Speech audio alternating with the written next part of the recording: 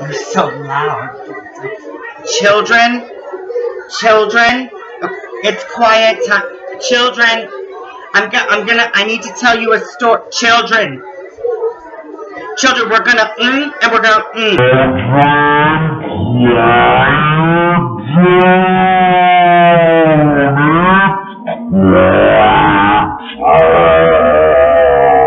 I'm a big fan of kids. Today, kids, I am going to read you a wonderful story. It's called One Flew Over the Ignorant Nest.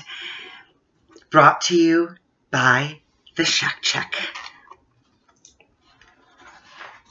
I have to have it the right way.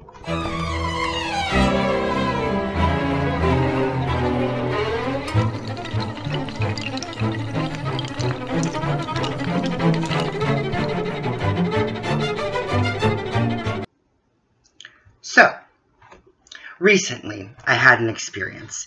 It was with a potential job that I was, trying out for size. It didn't fit. Now, the job itself was in the medical industry. It wasn't the mental health industry or even like a regular physical health kind of industry. Well, it's a kind of physical health, but let me paint a picture for you, though, of my trainer. I guess you would best describe her as maybe like the combination of Miss Piggy's like brash attitude and Fiona from Shrek, like her physicality and like just kind of like the ogreish way she moved. Second day of training.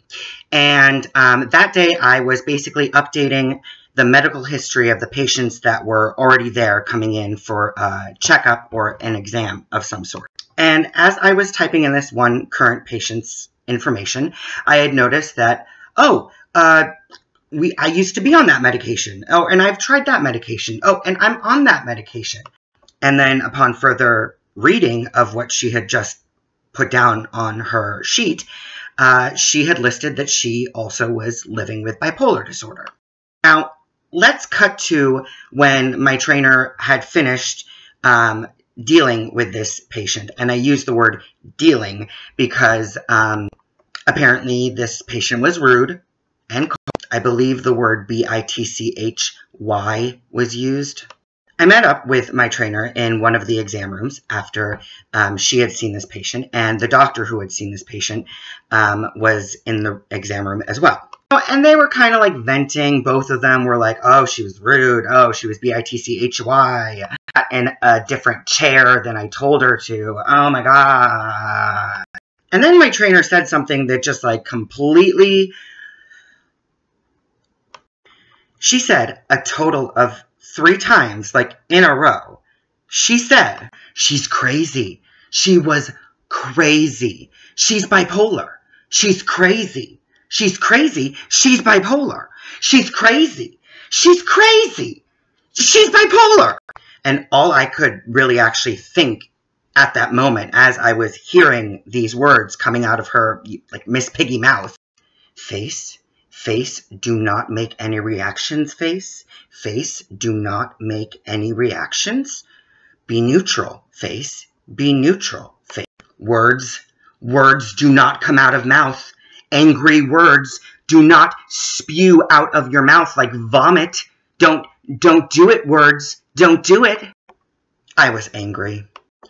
I want to say that I was hurt, but it was more like a hurt that this community that we have dealing with mental health and dealing with stigma, we haven't done enough.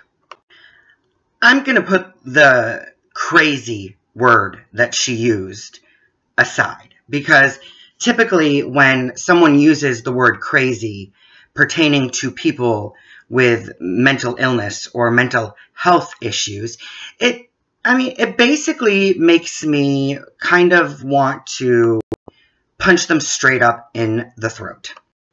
So we're going to just push that aside for the moment. One of the things that really just, grinds my goat.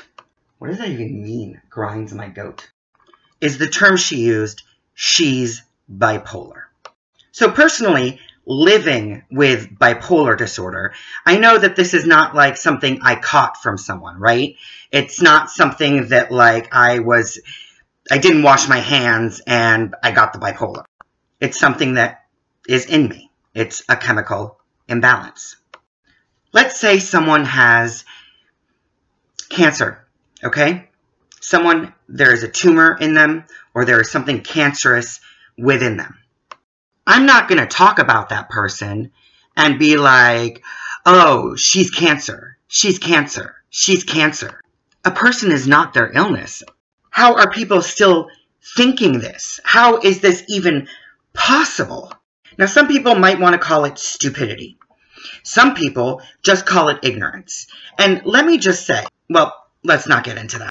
I'm sure on some level, Miss Figgy, is the combination of Miss Piggy and Fiona, Miss Figgy. Not my best work.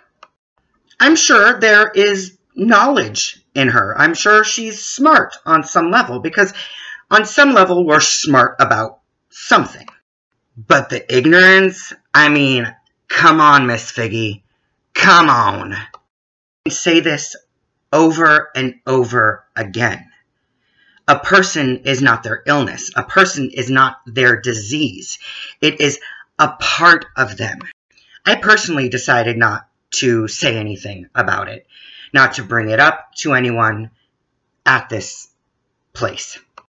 As much as I wanted to call her out on her, I didn't want to necessarily shame her. A friend of mine said, well, use this as a teaching moment. This is how you can continue your fight to end stigma face to face. Ultimately, I just didn't feel like it was the right place to do it. So here's my question to all of you out there watching. How do we step up our game to fight these kind of ignorant thoughts, ignorant behaviors, and ignorant comments that come from a place of ignoring and not knowing? Thank you so much for joining me for another episode of The Shek Check. Please, if you have any answers to the question that I provided, or any questions yourselves, please leave them in the comment section below. Also, make sure to like, subscribe, share, all that stuff. All the buttons are right below. Please take care of yourself and take care of others. Now, kids, after that wonderful and totally appropriate story for children, do you have any questions at all? No, questions, not this chattering. No, any question? I swear, these kids are a bunch of hooligans.